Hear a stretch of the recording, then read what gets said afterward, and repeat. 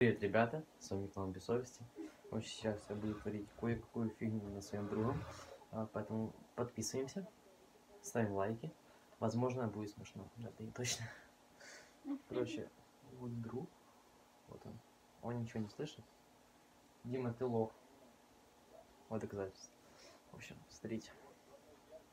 Так, друговидно, это хорошо. Извините, первого снима.